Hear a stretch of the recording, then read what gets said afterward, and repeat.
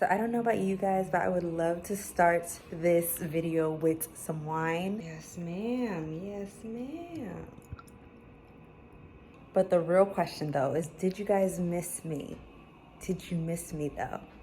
Because we got some things to talk about. So let's settle in, take a seat, chat a little bit. Hey girl, hey, welcome to my channel. Welcome back to my channel. It's your girl Leek, and thank you for stopping by. I'm super excited to talk to you guys. I haven't spoken to you guys so long.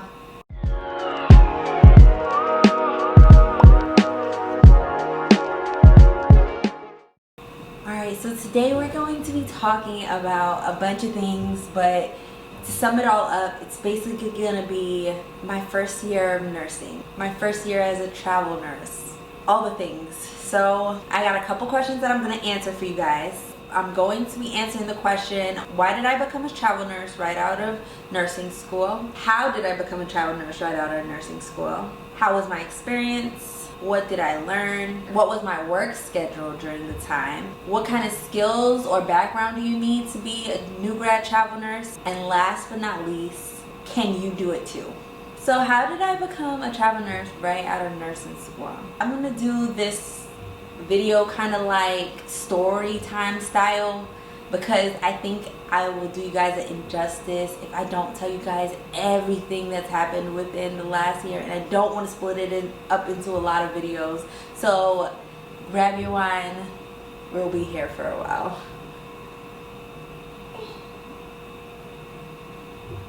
So it was March 2020. New York was getting hit really bad. I was still in my last semester of nursing school. So I'm looking up ways on how to get to New York as an EMT, not as a nurse. I'm like, okay, I'm an EMT, I can help in some type of capacity, we can do this. I'm from New York originally. What really tipped me over the edge, I have a few more weeks till school ends, and then my aunt is hospitalized with COVID and she's in New York. After her hospitalization, COVID hit me differently because now it was closer to home. New York was close, but it being in the family, it being my aunt, it hit different. So when my aunt finally passed away, I initiated trying to find some type of like relief for whoever's going to New York, how I can get to New York and how I can help in some type of way. That's when I actually pushed the button, like I'm going to do it. So then I got accepted to go to New York as an EMT in April. So it was the end of April. I just finished my last exam and I was on my way to New York the day after. The airport was canceling a lot of flights. There was like nobody in the airport at the time. It was so empty. Everything was 100% shut down. This was when everybody was really scared of COVID. Like nobody's scared now, but we were definitely afraid back then. After I got to New York and I got settled into my hotel, they put everyone in their own hotels. You didn't have to share with anybody or anything. It was a nice hotel. I believe it was the Marriott. We were there, and then the first day of meeting, I think it was on a Monday, and they were like, you know, if anybody can work in any other capacity, let us know. So I just let them know that I just finished nursing school. I haven't taken my boards yet, but I'm done. I had an interview with the director. It was the director and another higher up. They were just informing me that in the state of New York, it was in a state of an emergency, and medical providers, whether you were a nurse, a doctor, whatever, you can work as in your field as long as you're finished with school, and you didn't even have to take your boards yet. So that is how I became a nurse straight out of nursing school without taking my boards or anything. So I went to New York in the capacity of an EMT and ended up doing a nursing role because of the laws that were in place during the time. Yes, who's back? Back again. Leek is back. Tell a friend. Oh shoot. we got, oh, hey y'all. So I just got off of orientation. One more time. Okay, so I just got off of orientation today. What time is it, y'all? It's 3 something. So let's open up some windows. Ooh, that's better. And yes, there we go. So about today, where do I start? It is a hospital staffed with about 80 to 90% veterans and about 30 to 20% of civilians. I being the civilian. So their breakdown for patient care, or scope of practice, actually scope of practice is different. The way this project is set up, so there's paramedics and there's EMTs, and all together they're called medics regardless of what level you're at. You can be a basic, intermediate, or a medic. It's all medics. And then there's soft medics, so SOF medics, and they are, sorry, it's not soft medics, it's soft RNs.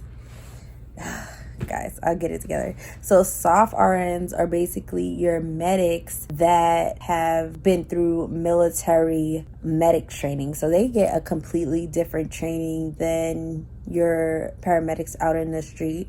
And then you have your RNs. So that's kind of the trickle effect. So there's medic techs, medics, soft SOF RNs, and then your RNs, which are more so like supervising kind of roles, and then it goes up the chain from there. So I went in today thinking, okay, so I'm an EMT, right? So they're gonna put me under the medic role, but no. So I just graduated, for all y'all that didn't know, I just graduated nursing school on Friday. So all my credits are completed. I'm done with nursing school. So guys, I'm starting as a new grad nurse. Like, I'm a new grad. I'm a nurse. I'm working as a nurse. So the way it's gonna work for me, I'm actually really excited because I did not see that coming. But the way it's gonna work for me is I'm gonna be having 1 patient, and then if I feel comfortable, 2 patients, and then max out at 3. I can't have more than 3 patients. And the type of environment that the field hospital is, it's more of like in between an ER and an ICU is how they explained it. I would say it's more like a PACU kind of situation. But yeah, that's the breakdown of the roles and how that's gonna go. Then we move into food, right? Okay, so oh shoot, y'all okay? Sorry. Okay. So I didn't come down thinking, like, we didn't have a food stipend. So I was like, are they going to give us food stipend? Like, how is that going to work? Because I didn't know any of that stuff. Ooh, shoot. Y'all, I look crazy. So I didn't know any of that stuff before I got here. So come to find out, all the food is provided for us. We get breakfast, lunch, and dinner. We work 12-hour shifts, 9 to 9, so we're gonna be there for breakfast. Oh, scrubs. So scrubs are provided for us. I don't know, today was just like a great experience, a great day. I loved everybody that was on the team. I thought everybody was great and just so helpful in whatever we felt like we needed help with. And what I loved about New York was that the community was just so supportive. They would come out of their houses. If you can just think about New York and all the buildings together and people just out their windows, every day at 7 p.m. they would just come out their windows and just start clapping and woo! And then what I loved was, if anybody would survive COVID, they would ring a bell. And this bell that they rung just told the community, like, hey, somebody's going home. And they just survived COVID. And that was amazing. And people would come out and they would clap. That was amazing. I loved it. Because, I mean, you see so much, like, terrible things, you know, to see the beauty in it all is great. And sometimes, like us nurses, we don't get to see that a lot, so it's really good. What I loved about being with the people that I was with, I love them because all the new grads that went to New York, I think it was about, I want to say anywhere between 10 to 15 of us that were working in the capacity of a nurse that didn't get certified yet, but we didn't get a graduation because COVID. So they gave us a graduation, and it was so amazing. I can't believe they did that for us.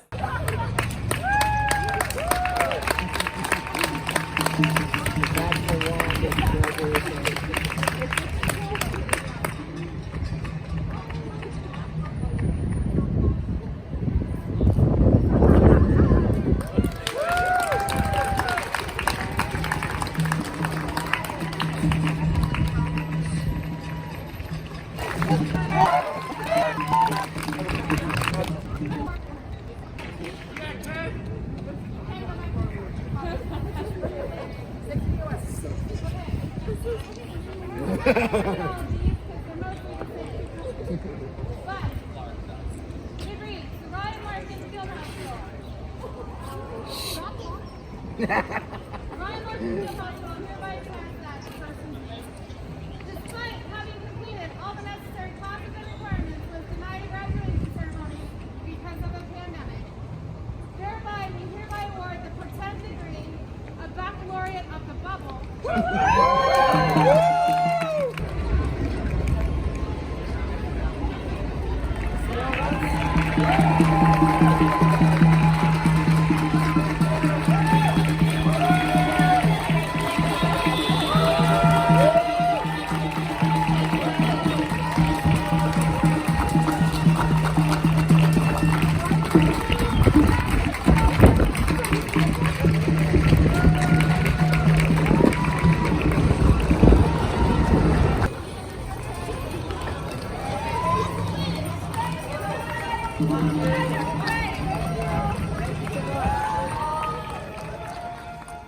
I didn't have like a company. I didn't have like somebody that I was working for care so much about us that they would give us a whole graduation just because we didn't have one. And I really did appreciate that. And when it was all done, they gave us a coin that said COVID 2020 on it. And I'm grateful for like the whole experience and the people that I was with the whole time.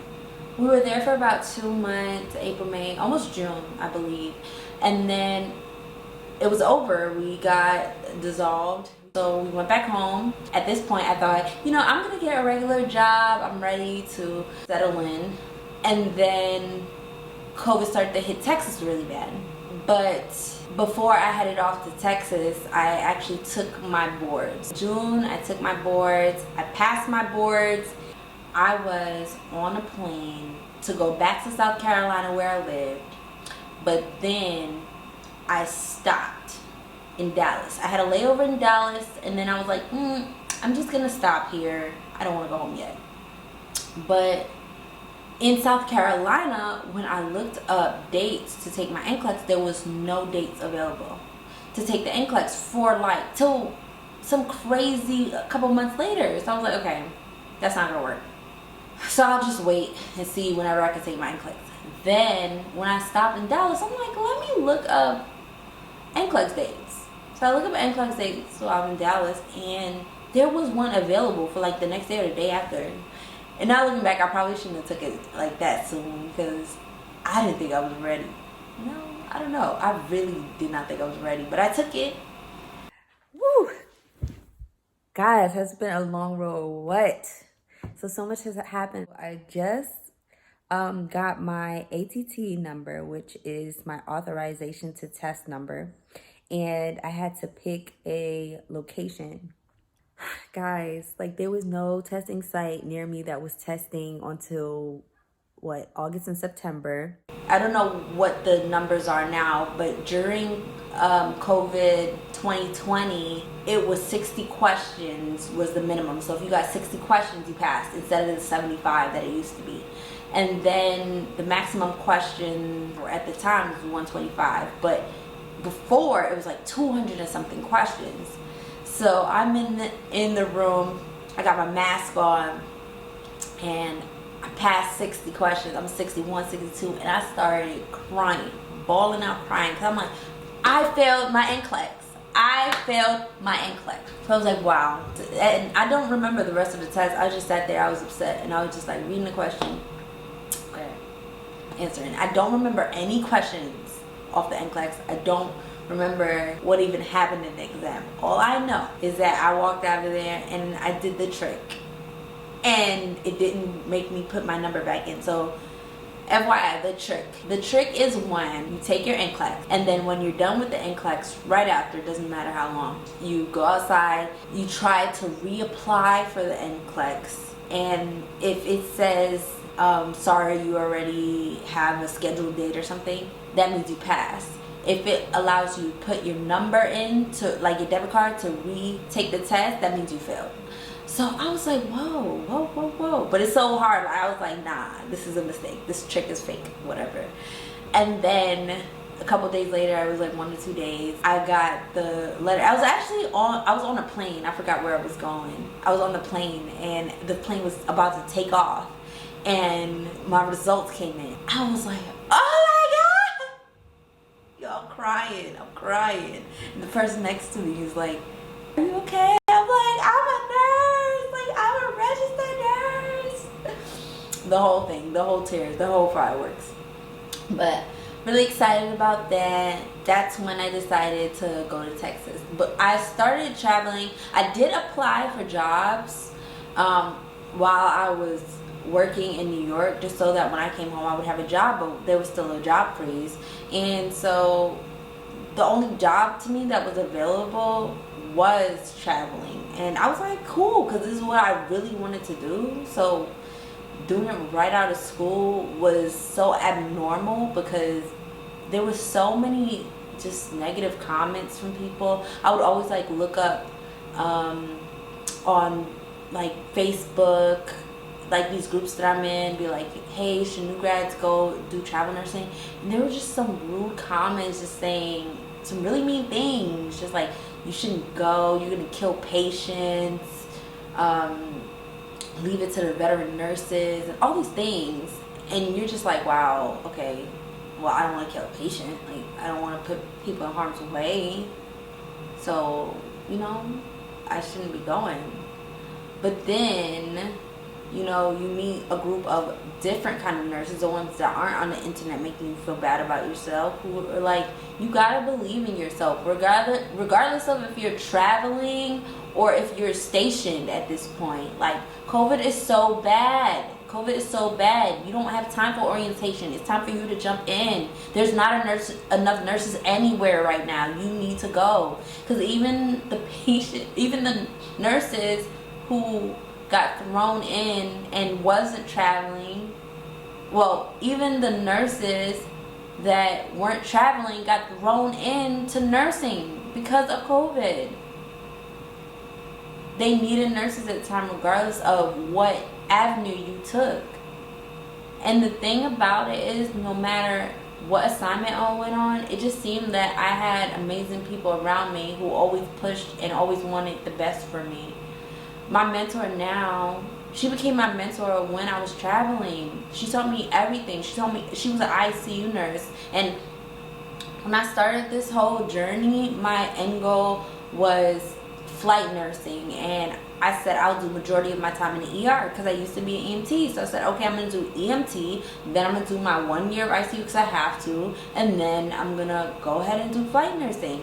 But then, you know, I fell in love with the ICU, and she allowed me to see like a different side of something that I've never seen. And while I was traveling, I've done ER, ICU, med surg, cardiac, oncology, and I think that's it. And surgical, but that's medical surgical, same thing, but it was like a surgical floor.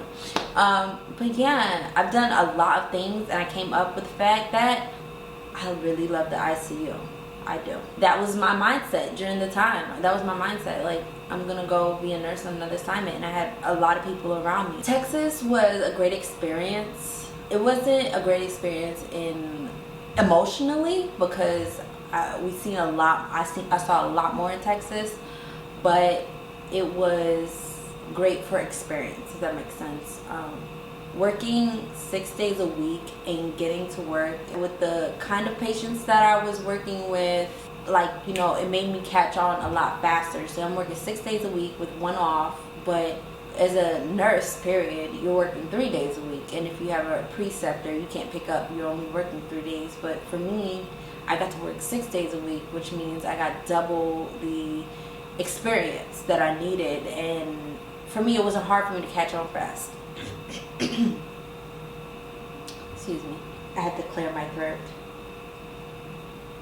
I would say it was great on experience, but it was mentally taxing because this is where I saw a lot, and we'll just leave it at that. Hey guys, good morning. So I really want to talk today because I feel like I have something to say, but I'm also really tired, and I didn't really want to put on the camera, but I wanted to record this because I feel like if I don't record it, then I won't record it. So last night I was in the ICU.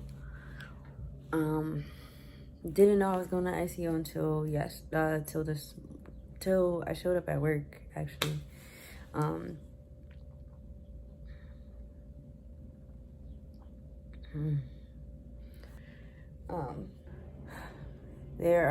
These medications are keeping these patients alive.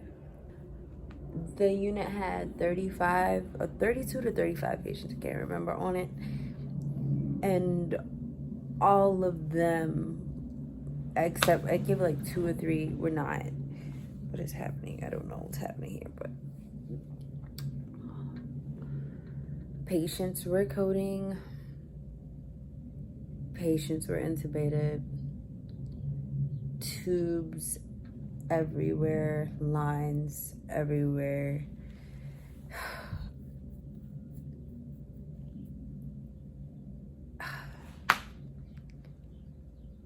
I can't like say what I want to say without saying too much, so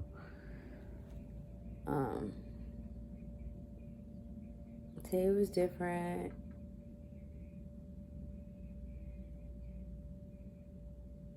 I'm looking forward to learning more stuff, and I'm looking forward to always being up for the challenge. I'm exhausted.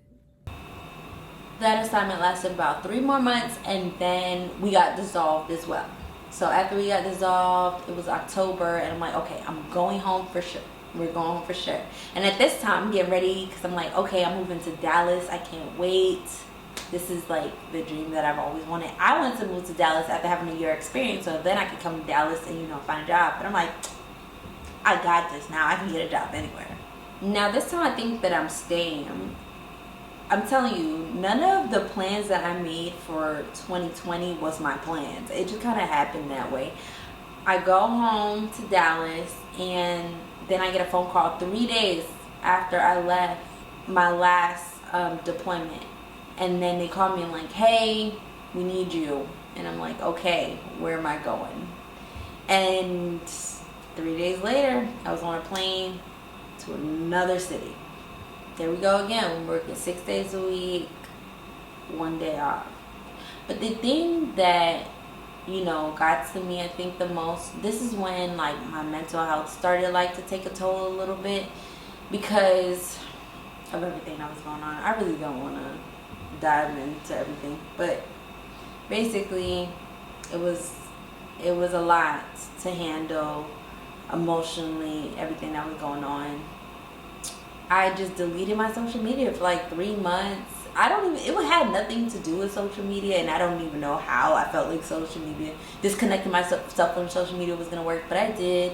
And I got myself a therapist, and I started reading books and meditating, which I still do, and doing all these things to keep myself like sane, if that makes sense. Because during that time, I guess there was no real time for mental health, but I had to force myself to do something to keep me, you know, sane. I worked every holiday, Thanksgiving, Christmas, New Year's, all of them. And we couldn't have anybody in our rooms. That means we couldn't visit family. Family couldn't come visit us. We couldn't drink on deployment. It was a bunch of things that we could not do that I guess, kind of made it a little bit more harder to get through. Especially the part where it's like holidays, you can't see your family and whatnot. So this assignment for me just lasted a long time. From October to April, I was in the same location. I didn't move. I got a lot of experience there because there was just so many people around me that just helped me, like in ways like if I'd be like, hey, can I do your skill, like your task for you, like if you have to put in a Foley, any task that needed to be done, I would ask, hey, can I do this for you, so that I can get the task. Because for me it was the critical thinking, because once again, I used to be an EMT before I was a nurse, and I really honestly believe that it set me up for success. Because as an EMT, I really don't want to go into like everything, because that could be its own video. But do know that as an EMT, you have to do assessments, you learn about the body systems, and you learn how to patch up people really quickly to send them off to the hospital. So it requires you to critically think. So that part of me, I felt like, was already intact. What I needed was the nursing aspect, the things that nurses do that EMTs don't do. That's the kind of stuff that I felt like I needed, like the task things. And it really helped having all these people around me who just like wanted me to succeed. And honestly, who doesn't want somebody else to do their task for them? Like, what? Yes, they were like, you want to draw blood? I've drawn so much blood. I put in so many IVs, I put in so many Foleys, I've like checked so many NG tubes, thrown down so many NG tubes, just all the. So what's not hard for me is knowing when my patient's going downhill. When I see them, I know what to do. If my patient has something going on, that part's not hard for me. Like, I can tell when something's wrong with my patient. We're gonna move into, can you do it too? Can you be a travel nurse right out of nurse school? So I want to say that at the time of making this video, we are going through a pandemic, and there are still assignments out there coming back for nurses to go out. When I went, they didn't require experience because of when I started. Now I think they're requiring 1 year experience to travel. Some companies do, some companies don't. I do highly, highly, highly recommend that you go with an experienced person who is willing to be there for you. You can be extroverted, you have to be fast thinker, fast on your feet, because the contracts that are coming back now are 6 days a week. They're like 3 or 4 days. And with your days off, I would recommend that you study a lot, while you're doing it. Because I had a stint where I was in the ICU, and we don't do ICU when I'm EMT, but it's still critically thinking. But there's things that you have to know. You have to know your drips, you have to know your maxes, you have to know like what is compatible with what, things like that, like just fast thinking. To do that, you need to study a little bit, which means like opening your book on your days off and things like that. I think that people can make it. As a new grad, you can do it. It requires you to work hard, not only on the days that you're working, but on the days that you're off. It requires you to put a lot of effort in and give it all. If you really want it, like, you can do it. But I would go with somebody that's been a nurse for a while. And I would do med surge. I would not throw anybody into the ICU like that without like a preceptor, at least for like a couple of weeks, because it's a different type of game that you're playing once you get there. Really, it really is. I'd be careful with that. But you can do it. But it definitely is a personality, and everybody's different. But it's not I'm also going to say it's not a large amount of people that can do it. But I would say if you had some type of experience, if you're a paramedic, you can do it. If you were EMT, you can do it. because you have those assessment skills. You have the critical thinking already. If you're a CNA, I would say, I've been a CNA before, so it's coming from experience. If you've been a CNA, you know tasks, but the critical thinking isn't there. You know what I mean? Like I'm gonna talk for myself. Like when I was a CNA, before I was an EMT, before I was a nurse, I would take a blood pressure, but I didn't know what the blood pressure meant. I didn't really understand, like, what am I doing with this blood pressure? I knew that I would write it down and the nurse would check it. You know what I mean? So, I mean, everybody's different. Everybody has their different levels of education and all the things. So, yeah, if you want to do it, do it. I have faith in you.